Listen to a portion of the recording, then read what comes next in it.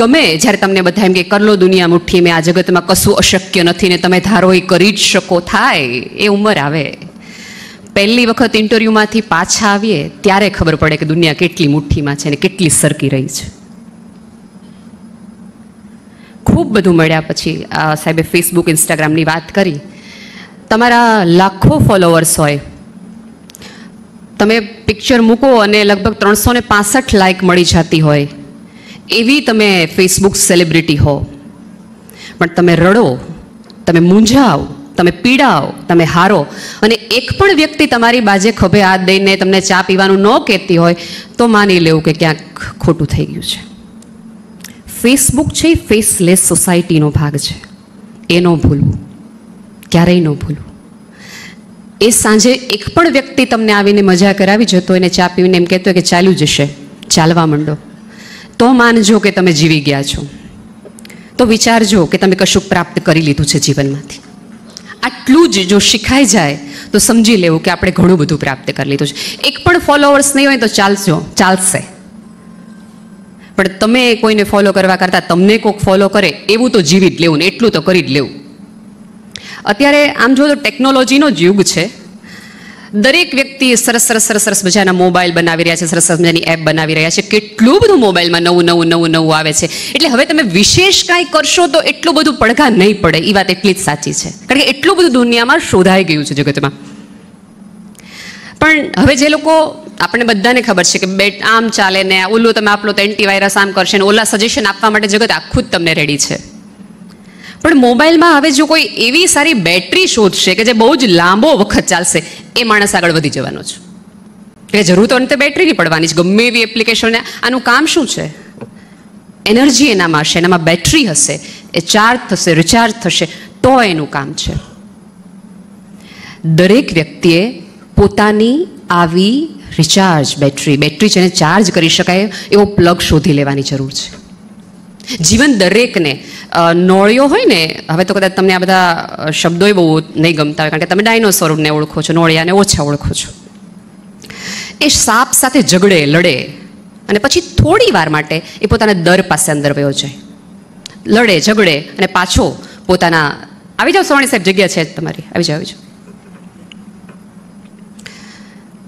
એ જાય, લડે અને પાછો પોતાના દરમાં જઈ કશુંક સૂંઘી અને પાછો આવે અને ફરી સાપ સાથે લડવા માટે તૈયાર થઈ જાય, લડે ઝઘડે અને જીતીને બહાર આવે. એને નોળવેલ કહેવામાં આવે છે. દરેક વ્યક્તિએ જીવનની, અત્યારે તમે યંગ થો તો પણ, વૃદ્ધ થાવ પણ, જીવનની સમી સાંજે પોતાની આવી નોળવેલ શોધી લેવી જોઈએ કે તમે હારો, તૂટો, તકલીફમાં હો, મૂંઝવણમાં હો તો તમે નોળવેલ પાસે જાઓ, મોટા થઈ અને આગળ આવીને તમે સૂંઘીને ફરી કોઈક એવા જીવનના સાપ સાથે લડવામાં તમે એવા સંઘર્ષ ઝલ્યા. એક વસ્તુ યાદ રાખો, આવતીકાલના સુખ માટે તમારે સંઘર્ષ આજે જ કરવો પડશે. તમે 12મા ધોરણમાં હશો ને ત્યારે તમને એવું કહેવામાં આવશે, એક તમે 12મું સરસ રીતે કરી લો પછી જીવનમાં કોઈ ચિંતા કરવા જેવી જરૂર જ નથી. અને ફર્સ્ટ યરમાં આવો એટલે તમને ખરેખર એવું લાગે કે ઓહો નવો કોલેજનો પહેલો દિવસ ને આપણે ફિલ્મોના હિસાબ આપણને કોલેજ લાઈફ એટલી બધી રંગીન લાગવા માંડી છે કે આપણને શીખવાનું જ નહીં કે થોડો ઘણો પહેલા વર્ષે સંઘર્ષ કરી લેવો પડશે. ગમતા છોકરાઓ, ગમતી છોકરીઓ, કેન્ટીનની ચા ને આ ને તે જ બધું આપણને યાદીમાં છે. સારી વાત છે, જીવી જ લેવું જોઈએ. આ દિવસો છે તમારા જીવી લેવા માટેના, પણ એ પણ ન ભૂલો કે આ તમારા સંઘર્ષના પણ દિવસો છે, તમારી આવતીકાલ ઘડવાના પણ દિવસો છે. એ આપણે ક્યાંક મિસ કરી રહ્યા છે. સંઘર્ષ વગર તમે કશું જ પ્રાપ્ત નહીં કરી શકશો. નો પેઇન નો ગેઇન, કશું નહીં મળે. આજે તમે જે છો, અહીંયા બની શકે તેજસ્વી વિદ્યાર્થીઓને જ અહીંયા બેસાડવામાં આવ્યા હોય, 20 પસંદ કરીને બોલાવવામાં આવ્યા હોય, સારી વાત છે. પણ તમારી તેજસ્વીતા તમારા એક માર્કશીટ ઉપર છે, એના આધારે તમને પસંદ કરવામાં આવ્યા છે, ચોક્કસ. પણ તમારે મેન્ટેન કરવાની છે ને, એ આપણે ક્યાંક ભૂલી જઈએ છીએ. બહુ જ એવા દાખલા હોય છે કે 12મામાં ખૂબ સરસ માર્ક આવેલા વિદ્યાર્થીઓ ક્યાંક ને ક્યાંક ધીમે ઓલા કોલેજના પ્રથમ વર્ષના પ્રેમમાં ઓછા થતા જાય. છોકરીઓને નહીં વાંધો હોય, તમે જોજો અત્યારે સર્વે છે કે મહિલાઓ આગળ છે ને મહિલાઓ પાછળ છે. સ્ત્રી છું એટલે બોલું છે એવું નહીં, પણ એનું એક કારણ મને જે જડી આવ્યું છે એ છે કે અમને ખબર છે કે જો અમે ટીવાયમાં સુધી સારા માર્ક નહીં લાવીએ તો ગમે એવો છોકરો અમારી સામે લાવશે ને એમ કહેશે ભણી જવાનું છું. એટલે અમારી પાછળ ઓલરેડી કૂતરાને છું કહી દેવામાં આવ્યું છે, એટલે અમારે દોડ્યા વગર છૂટકો જ નથી. અને ભાઈઓને હજી એ નથી આવ્યું, પણ એમને હજી જુવાનીનું એટલું બધું જોર છે કે એમ થાય છે કે લડી લેશું, નહીં વાંધો આવે, કરી લેશું આપણું કંઈક નાનું મોટું જે થાય. નહીં થાય, નહીં થાય. તમારી સફળતા છે ને એ જ તમારી સુંદરતા છે. લખી રાખો મિત્રો, જે ડાયરીમાં લખવું પડે, સક્સેસફુલ ઇઝ ઓલવેઝ બ્યુટીફુલ. તમારી સફળતા છે એ જ તમારી સુંદરતા છે, બાકી તમારી સુંદરતાની કોઈ જ વેલ્યુ નથી, કોઈ જ એટલે કોઈ નહીં. કારણ કે કોઈ પણ પ્રકારની સુંદરતા તો સમય સાથે જે દેખાવની છે એ તો વહી જવાની છે. ગાંધીજીનો ફોટો આપણે રિઝર્વ બેન્કે એટલે નથી રાખ્યો કે રૂપાળા છે, નહીં, માથે વાળે નથી, દાંતે નથી, તો એને એટલે રાખ્યા છે કે એને એવું કરી બતાવ્યું છે, એવું જીવી બતાવ્યું છે કે આજની પેઢીએ પણ એમને યાદ કરવા પડે, રિઝર્વ બેન્કે રાખવો પડે એમનો ફોટો. શાંતિનું નોબેલ જેમને જેમને મળ્યું છે, નોબેલ કમિટી એવું કીધું છે કે અમને આજીવન અફસોસ રહેશે કે અમે 2 વ્યક્તિઓને નોબેલ પ્રાઇઝ ન આપ્યા, એક ખલીલ જીબ્રાન અને મહાત્મા ગાંધીજીને. પણ તમે અત્યાર સુધીની નોબેલ પ્રાઇઝની તમામ સ્પીચ જોઈ લો, જેમને જેમને શાંતિનું નોબેલ મળ્યું છે, જેમને જેમને, એ દરેક વ્યક્તિએ પોતાની સ્પીચમાં એમ કીધું છે કે હું ગાંધીથી ઇન્સ્પાયર થયો છું. ગાંધીને એકવાર નહીં, દર વર્ષે શાંતિનું નોબેલ મળે છે.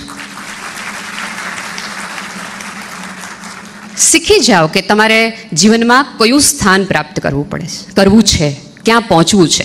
આપણી પાસે પ્રોબ્લેમ અત્યારે એટલો છે કે આપણી પાસે અનગિનત સ્પીડ છે, ખૂબ મોટી સ્પીડ છે આપણી પાસે. આપણે 160 કિલોમીટરની સ્પીડે દોડીને ઘરે પહોંચીએ છીએ, દરેક વ્યક્તિ, અહીંયા બેઠેલી દરેક વ્યક્તિ, પણ કોઈને ખબર નથી કે ઘરે જઈને કરવું જ શું. જે સમય આપણે બચાવીને ઘરે પહોંચવાના છે, એ સમયનું કરવાનું છે શું, એ નથી ખબર. તો એટલી જાણ આપણને થઈ જાય, એટલું શીખી લે. કોઈ પણ દિશાવિહીન ગતિનો કોઈ ઉપયોગ જ નથી મારા વાલા, જરાય નહીં.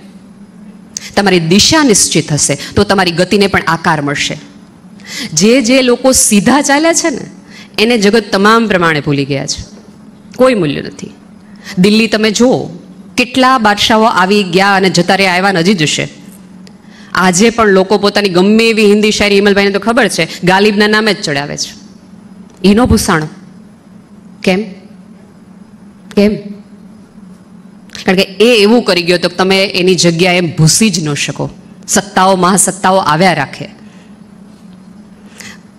બરાક ઓબામા જ્યારે ભારત આવ્યા 2015માં, ત્યારે અંબાણીથી લઈને અંબાણી બધા ઓલા રેશન કાર્ડની લાઈનમાં એમની યાર ફોટો પડાવવા માટે રેડી હતા કે એક ફોટો આમની યાર આપણો થઈ જાય. ઓબામા રૂપાળા હતા એટલા માટે નહોતા, પણ એ મહાસત્તાના પ્રમુખ હતા એટલા માટે. એવું કંઈક બનો કે લોકો તમારી પાછળ, જે લોકો ઇતિહાસ બનાવ્યા છે ને મિત્રો, એ રસ્તા ઉપર ને એણે કેડીઓ ચાલી છે ને એની પાછળ લોકો આવ્યા છે. તમને આ ટેકનોલોજી સુધી લઈ જવાનું કારણ એ છે કે ક્યાંક આજે તે અમને લોકોને બધાને એવી શ્રદ્ધા છે. નરેન્દ્ર મોદી સાહેબ ઈચ્છા હોત તો તમને સ્કોલરશીપે આપી શક્યા હોત ને, પણ એને એવું થયું કે નહીં, ટેકનોલોજી તમને આપીએ. એવા સાધનો તમને આવ્યા કે જેના આધારે તમે બળવાન બનો, સક્ષમ બનો, વાંચતા, શીખતા, સમજતા થાવ અને તમે ચીલો આમથી આમ કરીને કેડી બનાવો કે તમારી પાછળ લોકો ચાલતા થાય, લોકો તમને એ રીતે ફોલો કરતા થાય. બાકી રૂપાળા ડીપીઓ થવું આવે, કરે જ લાઈક. છોકરીઓને વધુ કરે, છોકરાને થોડા ઓછા કરે. છોકરા પાસે બાઇક હોવું જોઈએ, કાર હોવી જોઈએ, તો એમને વધુ લોકો લાઈક કરે. નિયમ છે જગતનો. મેં કીધું એમ કે તમારી સફળતા એ તમારું સૌંદર્ય છે, એ ક્યારેય ન ભૂલતા. ગાંધી આજે યાદ છે. વિન્સ્ટન ચર્ચિલ જ્યારે એક સ્કૂલમાંથી પસાર થયા ત્યારે અચાનક બધા ઊભા રહી ગયા અને એ ક્લાસમાં ગયા અને છેલ્લી બેચના એક છોકરાને જેને ખભે હાથ મૂકીને એવું કીધું હતું કે તો શ્રદ્ધા રાખજો જીવન ઉપર, અહીંથી જ તે પ્રાઇમ મિનિસ્ટર બની શકાય છે. એટલે જરાય એવું ન માનતા. આ જગત છે ને એ બહુ જામ જોવો તો વિચિત્ર છે અને ક્યારેય જગતના અભિપ્રાયો ઉપર જીવવાનું નહીં. હંમેશા અભિપ્રાયો આપણે આપણી જાત માટે બનાવો. અરીસામાં તમે તમને નો કહેતા થઈ જાઓ, જગત આખું તમને નો કહેવાનું બંધ કરી દેશે. પોતાને જોતા થઈ, અન્ય તમને કોઈક જજ કરે ને એ પહેલાં તમે તમને જજ કરી લ્યો. લોકો તમને તમારી નબળાઈ સુધી દેખાડે, પહોંચાડે ને પાડે ને ધક્કો મારે એ પહેલાં તમે જ તમને રોજ પાડી દો. તમે જ તમને સમજી લ્યો, તમે જ તમારા સંઘર્ષો ઊભા કરી લ્યો અને એમાંથી તમે જ બહાર નીકળી જાઓ. અધરવાઇઝ આ જગત તો બહુ જ તમારી જગ્યા આમ લઈ લે એમ છે. તમને કહેતા જ હશે તમારા શિક્ષકો, તમે નહીં તો તમારી બદલે કોક આવી જશે. બંટી ઓર બબલી નામનું એક બહુ બકવાસ ફિલ્મ આવેલું, જરાય ન ગમે એવું. પણ એ ફિલ્મમાં એક બહુ જ સુંદર મજાનો ડાયલોગ છે અને ફિલ્મનું દૃશ્ય કંઈક આવું છે કે બહાર અગાસી ઉપર એક બાથરૂમની અંદર અભિષેક બચ્ચન નાહી રહ્યો છે, એની મમ્મી કપડાં ધોવે છે અને રાજબબ્બર છાપું વાંચતા વાંચતા ખીજાઈને એના મમ્મીને એમ કહે છે કે તું તારા દીકરાને સમજાવ, મેં ઉપરના રેલવેના એક સાહેબ સાથે વાત કરી લીધી છે, એ આ વર્ષે જો એપ્લાય કરશે તો એને ટીટીની નોકરી ચોક્કસ મળી જવાની છે. અને એની માને એમ થાય કે દીકરો કાંઈક કમાઈ લે તો આપણે સરસ મજાની દીકરી આવી જાય ને, ઘીના ઠામમાં ઘીને મજ ખાઈ પીને મજા. અભિષેક બચ્ચન નળ બંધ કરે છે અને પોતાના પિતાજીને એમ કે એવું કહે છે કે વો કામ કભી મત કરના જિસમેં મજા મોકા ઓર મકસદ ન હો. જે કામ કરવામાં તમને મજા ન આવતી હોય એ કામમાં તમે નહીં સફળ થાઓ. મને ઘણી વખત પૂછે વિદ્યાર્થીઓ કે મેં તમે નાનપણથી એવું નક્કી હતું કે તમારે શું કરવું છે? મેં કીધું મારે નાનપણથી નક્કી હતું કે શું નથી કરવું, કે આમાં તો આપણે નહીં જ હાલીએ. એનું લિસ્ટ પહેલાં બનાવી નાખો, પછી થોડાકમાં ઘૂસતી કરવાની રહેશે તમારા લોકોને. મજા ન હો, મોકા ન હો, ચાન્સ. લોકોને તમારી રાહ જોવી પડે કે આ નહીં આવે ને તો નહીં થાય, એવું સ્થાન ઊભું કરો. આ પહેલા વર્ષે ટેબ્લેટ આપી દેવાનું કારણ એ છે કે તમે એટલા સક્ષમ ત્રીજા વર્ષમાંથી થઈ જાઓ, પછી ત્યાં સુધી આવો ત્યાં સુધી તમારું સ્થાન તમે ટેકનોલોજીના માધ્યમથી, જ્ઞાનના માધ્યમથી એવું બનાવી લીધું હોય કે તમારું સ્થાન લેતા પહેલાં લોકોએ વિચાર કરવો પડે. તમે લિફ્ટથી ઉપર નથી આવ્યા એવું તમને સામેવાળાને વિચાર કરવો પડે કે આના જેવું ભાઈ નહીં થઈ શકાય. તમારું સ્થાન ભૂસી શકાય એટલું ઇઝી સ્થાન ક્યારેય જીવનમાં ન લેવું. લોકોને વિચાર આવે કે ભાઈ આ આટલું આપણી મહેનત આટલી આપણાથી નહીં થાય, એટલું તો કરી જ લેવું. મકસદ, ગોલ ને પહેલાં જ કીધું કે એવી ગતિ જ કામની નથી કે જેમાં કોઈ દિશા નથી, જેનું કોઈ ચારિત્ર્ય નથી. રિલાયન્સ અને ટાટામાં ફરક જ એ છે. પપ્પાને પૂછજો શેરબજારનું કામ કરતા હોય તો શ્રદ્ધાથી કહેશે. તમારા એથિક્સ કયા છે? તમારું ચારિત્ર્યનું ઘડતર. ચારિત્ર્ય છે ને આપણે માત્ર 2-3 વસ્તુ ઉપર રાખી દીધું છે કે આટલું હોય ને તમારે એક સાથે સંબંધ હોય તો તમે ચારિત્ર્ય, બાકી બધું ઠીક ના. વ્યક્તિનું ચારિત્ર્ય એના વિચારોથી છે, એની સમજથી છે, એની હા ના ઉપરથી છે. તમે એક વસ્તુ યાદ રાખજો કે આ સમાજ છે ને એ બહુ વિચિત્ર છે. એ હંમેશા તમારી ભૂતકાળ માટેની ખૂબ બધી કોમેન્ટો કરશે. આ કાંઈ ઉકાળવાનું જ નથી, આનું કંઈ થવાનું જ નથી. અને તમારી આવતીકાલ ઉપર હંમેશા શંકા કરશે. તમે કોકને એમ કહો કે મારે આવી રીતે આમ પરીક્ષા દેવી છે, આમ તેમ, ભાઈ અમે તારા જેવડા હતા ત્યારે અમે આજ બધું કર્યું, મૂકી દે, સીધી રીતે હાલ, આમ નોકરી કર, આમ કર. ભૂતકાળ ઉપર અભિપ્રાયો આપશે, આવતીકાલ ઉપર શંકા કરશે. એટલે એના અભિપ્રાય ઉપર તો ક્યારેય ન જીવ. જો ભૂલે ચૂકે તમે સફળ થઈ ગયા ઉપરવાળાના આશીર્વાદને, તમારા સંઘર્ષમાં દળ હશે અને તમારા નિર્ણયો સારા હશે, તો એને વ્યક્તિ આવતી એમ કહેશે કે અમને તો ખબર જ હતી કે આ કાંઈ કોઈક દિવસ કરી દેખાડવાનો છે. અને નિષ્ફળ થયા તો એમ કહેવાનું છે અમને તો હતું જ તે કામ કાંઈ ન આગળ વધવાનું હોય. 2 જવાબો એની પાસે રેડી જ છે તમારા પરિણામ અને તમારા નિર્ણય માટેના. તમારે નક્કી કરવું છે કે એના અભિપ્રાયો તમારે કઈ દિશા તરફ લઈ જવા છે. કદાચ તમને અત્યારે આ બધું સાંભળવાનું બહુ એવું લાગતું જલ્દી ટેબ્લેટ આપે તો ઘર ભેગા થઈ જઈને આપણે તરત જેને કીધું છે કે હાં સુધીમાં આપણે ટેબ્લેટવાળા થઈ જવાના છીએ. પણ એક વસ્તુ આપ વિચારજો કે તમારી ભરેલી ફી છે ને એ તમારા માતા પિતાએ ભરી છે. 12થના ટ્યુશનની ફી પણ માતા પિતાએ ભરી છે. તમારા ઉજાગરામાં અડધી રાતની ચા તમારા મમ્મીએ બનાવી દીધી છે.